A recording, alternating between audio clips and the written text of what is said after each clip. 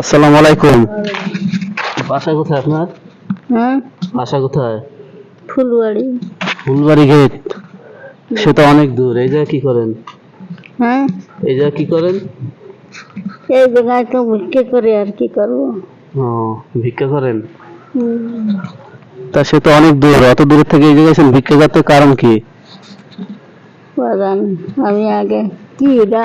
কিছু না, বলেন, আপনি, সমস্যা নাই। হ্যাঁ, না না, বলেন। তা আপনি এরা করতেছেন কেন? এই অনেক দূর থেকে আসছেন কেন আপনি, কারণ কি এত দূর থেকে অনেক ভিক্ষা করতে? দূরতে আসছি কেন? আমি আগে চাকরি করতাম বাবা। আচ্ছা, আর আমার চাকরি বাকরি নেই।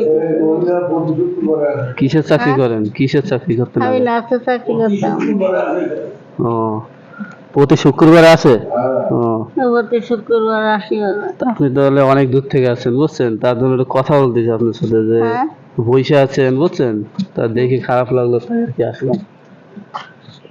বসে আছি বাবা, আমার অবস্থা। তা আপনার এই ছেলে মেয়ে নাই? একটা ছেলে আছে বন্ধু। পঙ্গু? হয়। তা আর কেউ নাই? আর স্বামী টামি ভাই বোন সব ওই 71-এ বাড়ি থুইছে, ও, বুঝলেন। আর আমি এলাম পথের ভিখারি, বুঝলেন না। না আপনার এই দুনিয়াতে মানে কেউ নাই তেমন দেখার জন্য, তাই না? মানে কেউ নাই আপনার দেখার জন্য। আমার দেখার জন্য যদি কেউ থাকতো তাহলে কি আর আমি এই কাজ করি? আমি একটা শিক্ষিত মাই ছেলেবেলে, বুঝতে পারছেন। আমি ম্যাট্রিক পাস করছি 68-ই, বুঝলেন। আমি চোখে দেখি না, আনে আমার চোখ অপারেশন করছে, সই দেয় না। বহুত কষ্ট বাবা, এত কষ্ট। তো এই এত দূর থেকে আসছেন, আপনার কষ্ট হয় না? কষ্ট তো হয়, কিন্তু ওই ওইখানে চাকরি করছি তো, একটা ফেস্টিটি বাদে, বুঝতে পারছেন।